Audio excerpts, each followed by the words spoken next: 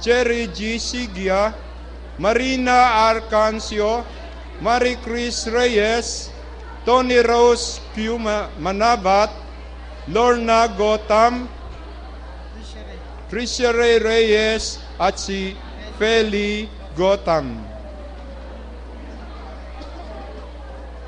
Narito na ang lahat, ang mga bata, mga magulang, mga ninong at ninang.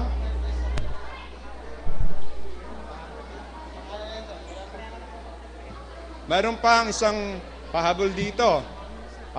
Siguro na-late kayo ng dating. Pangalan na lang ng sanggol ang nalagay dito at saka pangalan ng kanyang magulang.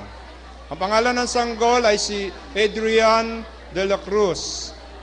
Ang pangalan ng kanyang tatay o magulang ay si Ruel de la Cruz at ang pangalan ng kanyang nanay ay si Luisa de la Cruz. Mula ito sa Mangino, Gapan, Nueva Ecija. Magsisimula na tayo mga kapatid. Kayo, ngayon na narito sa harapan ay gagawin natin ito bilang ipinag-uutos sa atin ng Panginoong Diyos. Ang paghahabilin ng sanggol. Tandaan ninyo mga kapatid, ang tawag dito ay habilin ng sanggol, hindi binyag. Kung mayroon man po dito na hindi natin kasama sa pananampalatayang ito, ay pinapaalam namin sa inyo na ang gagawin natin ito ay habilin, hindi binyag.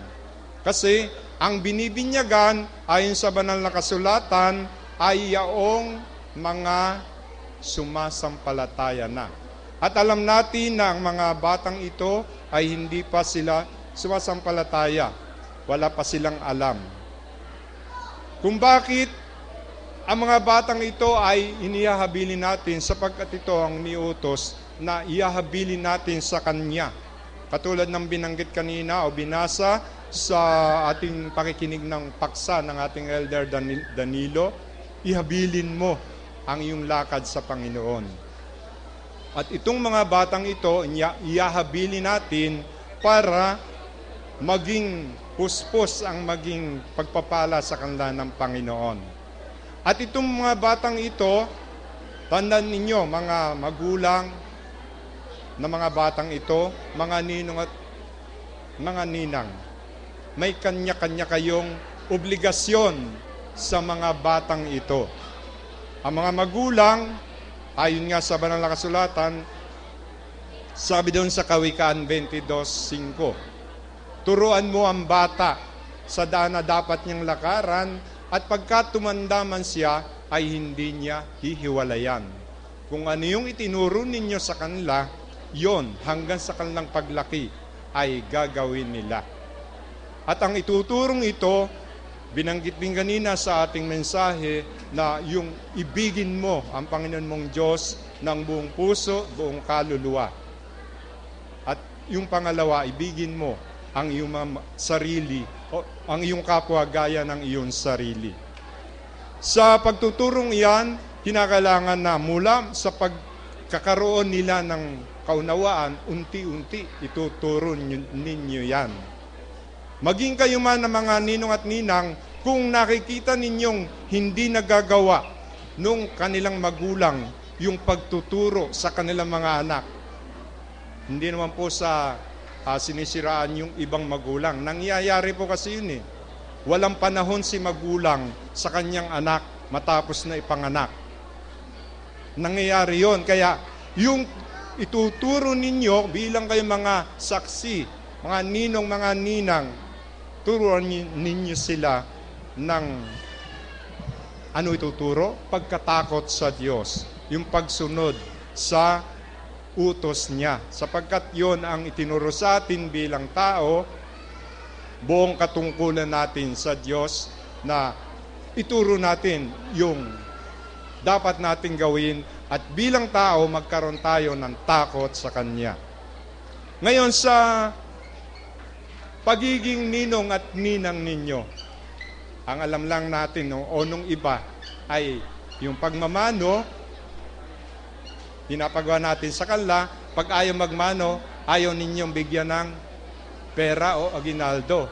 At ang sabi nga, kaya nyo lang binibigyan ng pera o tulong o aginaldo ay kung araw lang ng Pasko o yung holiday season. Sa atin, araw-araw Pasko Kung maaari, araw-araw bigyan ninyo. Kung meron kayong ibibigay. Ngayon, bilang kayo mga ninong at ninang, sabi nga, napakaswerte ninyo sapagkat sa dami-dami ng mga tao dito ngayon, kayo ang napiling maging pangalawang magulang ng mga batang iyan.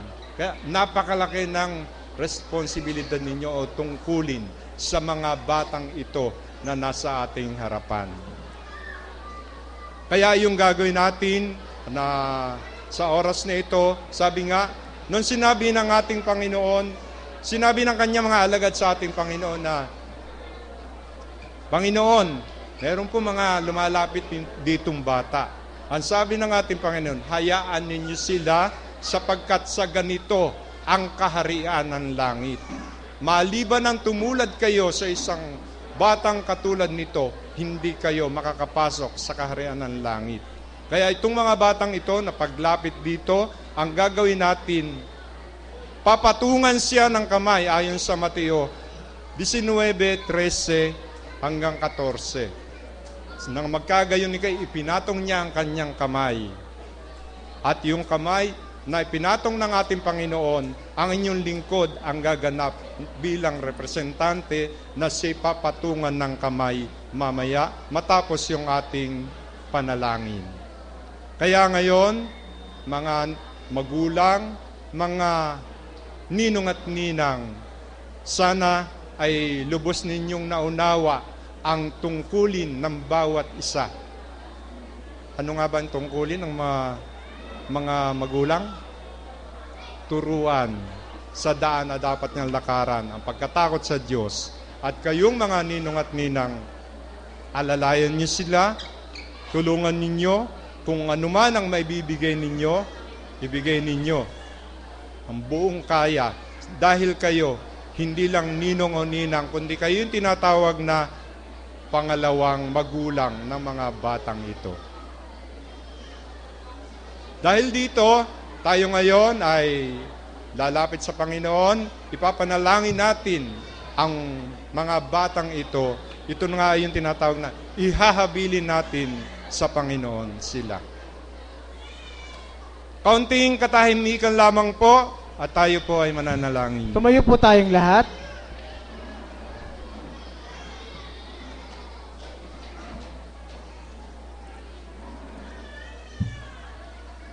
Ama naming Diyos na makapangyarihan sa lahat, Diyos na pinagkakautangan ng aming buhay at kalakasan, Diyos na siyang lagi nang nakatunghay sa buhay ng bawat sa amin. Muli po, Ama, sa tanghali pong ito'y patuloy kaming lumalapit sa inyo upang aming ganapin ang mahalagang tungkuling iniatang mo po sa aming mga balikat. Katulad po ng iyong bilin sa iyong buktong na anak, na ang mga bata ay aming ihabilin sa inyo, na mga batang ito na mula sa kanilang mga magulang, alam po namin kayo ang nagbigay buhay sa kanila. Wala pong magagawa ang mga magulang o ang bawat sa amin kung ano man ang mangyayari sa kanilang mga anak. Kaya nga po sa mga oras na ito, inihahabilin po namin sa iyo, Ama, ang mga batang ito, na sana po ay patuloy mong tunghayan, patuloy mo pong bigyan ng mga kalakasan, bigyan ng mga pangailangan hanggang sa kanilang mga paglaki, na sana po ay unti-unti sa paglaki nila, sa pagkakaroon nila ng unawa, maturuan sila ng kanilang mga magulang sa mga daan na dapat nilang lakaran, na hanggang sa kanilang pagtanda ay hindi nila hihiwalayan. At sana po, manaming Diyos, sa mga panahon na sa kanilang paglaki, ay bigyan mo po sila ng malulusog na mga pangatawan.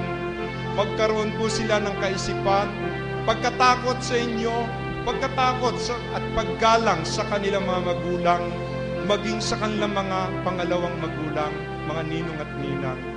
Sana po, manaming Diyos, ay pagpalain mo po sila, maging ang